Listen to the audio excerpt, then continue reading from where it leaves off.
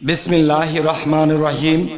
হে সমস্ত জগতবাসী, আজ আমি শামীম আলী চিশতি আপনাদের সামনে যে আলোচনাটি নিয়ে হাজির হলাম, অবশ্যই খেয়াল করে শুনবেন।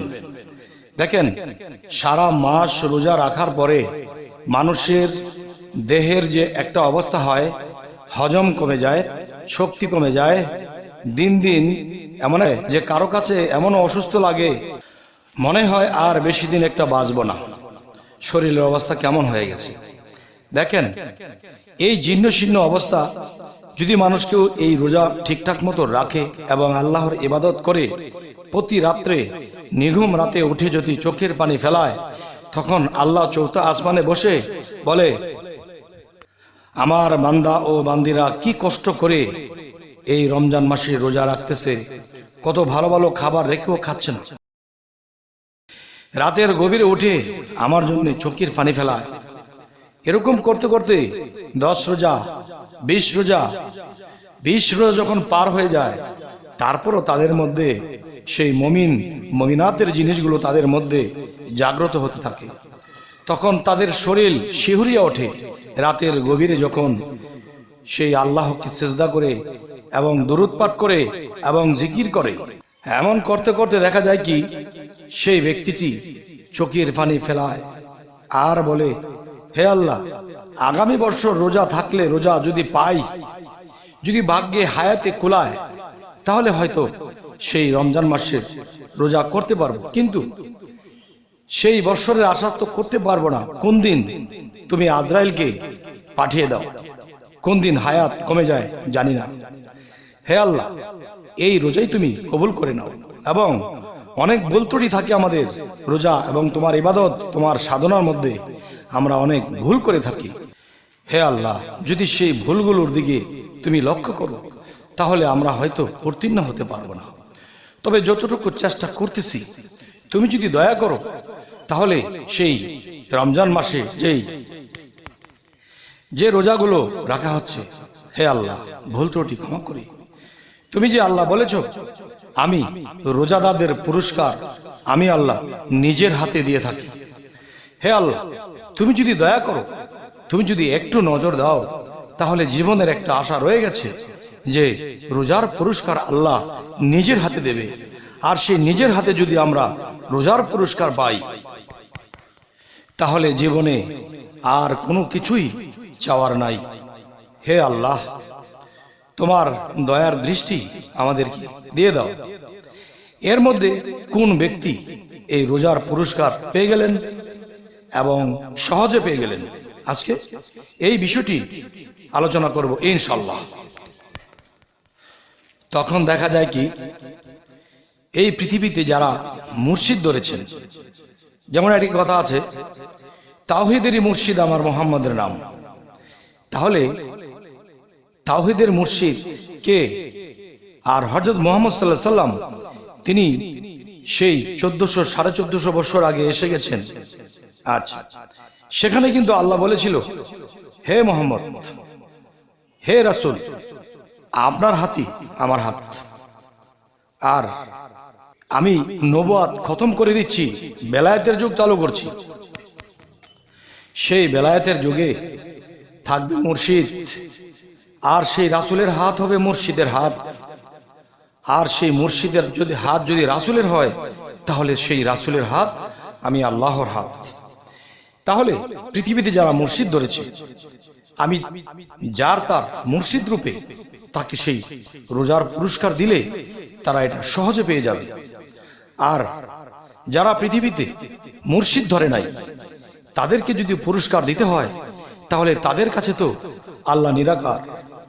আর সেই নিরাকার আল্লাহ যদি পুরস্কার দেয়, তাহলে নিরাকারের কি হাত দেখা যায়? তাহলে তারা পুরস্কার যদিও পায়, তারা আকার দেখতে পাবে না। আর আমি আকার ধরেছি সেই আদমের মধ্যে আকার ধরে, তখন কি আমি সমস্ত ফেরেশতাদেরকে বলেছিলাম, আমার আদমকে সেজদা দাও। কেন? এই সেজদা তো আমি আল্লাহ পাবো, আদম তো আল্লাহ নয়। কিন্তু দেখেন, আদম কিন্তু আল্লাহ নয়, যিনি সুফি আদম, সে আদমের মধ্যে কিন্তু আমি আল্লাহ সেখানে বিরাজ করি। ঠিক তেমন ভাবে একজন কামেল মুর্শিদের মধ্যে আমি রাসূল রূপে সেই মুর্শিদের মধ্যে প্রবেশ করি, আর সেই মুর্শিদের মধ্যে ঢুকে আমি মুর্শিদের রূপ ধারণ করি, এবং সেই মুর্শিদের রূপ ধারণ করে আমি ভক্তদেরকে কিংবা সেই রোজাদারদেরকে আমি নিজের হাতে তাদের পুরস্কার দিয়ে থাকি। সুবহানাল্লাহ। তো এখন আমি যে কথাটি বলছি যে অবশ্যই যারা পৃথিবীতে যারা মুর্শিদ ধরেনি তারা হয়তো আমার আকারকে বুঝতে পারবে না, দেখলেও চিনবে না। তাই বলবো কি যে আমি সূরা কাহফের মধ্যে দিয়ে দিয়েছি যে তোমরা যারা মুর্শিদকে ধরনি, বোঝনি, মাননি তারা পথভ্রষ্ট। এবং সূরা কাহফে আমি বলেছি যে যারা আমার রাসূলের হাতে হাত দিল তারা যেন আমি আল্লাহর হাতে হাত দিল। তাহলে এই কথা যদি কেউ বুঝতে পারে, তাহলে রাসূল যখন পৃথিবীতে মুহাম্মদ রূপে ছিল তখনও কিন্তু মানুষকে শিক্ষা দিয়েছে, হেদায়েতের পথে মানুষকে ডেকেছে। আচ্ছা, তাহলে বর্তমানে বেলায়েতের যুগ, এখন যার যার কামেল মুর্শিদ তার কাছে চলে যাবে, গিয়ে তাকে এই রোজার পুরস্কার দেবে। তবে হে সমস্ত জগৎবাসী, এই জিনিসগুলো যদি কেউ বুঝতে পারে তো অবশ্যই তিনি কোরআন অনুসারে তিনি একজন কামেল মুর্শিদকে ধরবে। একদল আছে মুর্শিদ লাগে না, তাহলে তারা কোরআনের বিরুদ্ধে চলে গেল, আর যারা কোরআনের বিরুদ্ধে চলে গেল তাদের কঠোর বিচার হবে। তাই আমি বলতে চাই, হে সমস্ত জগৎবাসী, যারা মুর্শিদকে অস্বীকার করলো যে মুর্শিদ ধরা লাগবে না, পীর ধরা লাগবে না, তারা কোরআনের বাইরে চলে গেল, এবং এই পৃথিবীতে বেঁচে থাকতে সে কখনোই আল্লাহর দর্শন লাভ করতে পারবে না, এবং সে কখনোই আল্লাহর নিকটবর্তী হতে পারবে না, এবং সারা জীবন রোজা রাখলেও রোজার পুরস্কার আল্লাহর নিজের হাতে পাবে না। তবে কেউ বলে থাকে যে মৃত্যুর পরে হাসরের দিন আল্লাহ পুরস্কার দেবে না, প্রতি বৎসর রোজা রাখেন, প্রতি বছরের রোজা যদি আপনার কবুল হয় নগদ দিবে।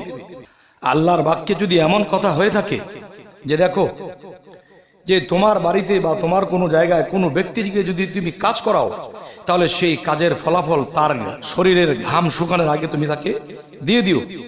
এখন দুনিয়াতে বেঁচে থাকতে আল্লাহর কাজ করেছি, আল্লাহ কিন্তু আল্লাহর নিজের কথা রক্ষা করবে যে দেখো তোমরা যখন রোজা রেখেছো, শ্রম দিয়েছো, কষ্ট করেছো, সেই কষ্টের বিনিময় আমি দুনিয়াতেই দিয়ে থাকি।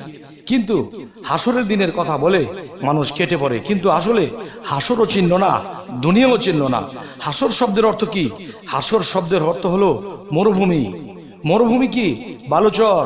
তাহলে আজকে আমি আপনি বসবাস করতেছি, 2000 বছর আগে এখানে কোনো বাড়িঘর ছিল না, এখানে মরুভূমি ছিল, এখানে হাসরের মাঠ ছিল। তাহলে হাসরের মাঠে যদি আল্লাহ দিয়ে থাকে, তাহলে এখন কোন মাঠে আছে ভালো করে বিবেচনা করে দেখুন। তাই আমি বলবো, হে সমস্ত জগৎবাসী, আমরা আর নয় মোলের দেশে, অবশ্যই মোলের দেশে, এবং সেই মারেফতের আমাদের সেই গুপ্ত ভেদ, সেই গুপ্ত সাধনা এবং সেই গুপ্ত রোজা, শরীয়তের রোজা করতেছি আমরা, কিন্তু মারেফতের রোজা রয়ে গেছে।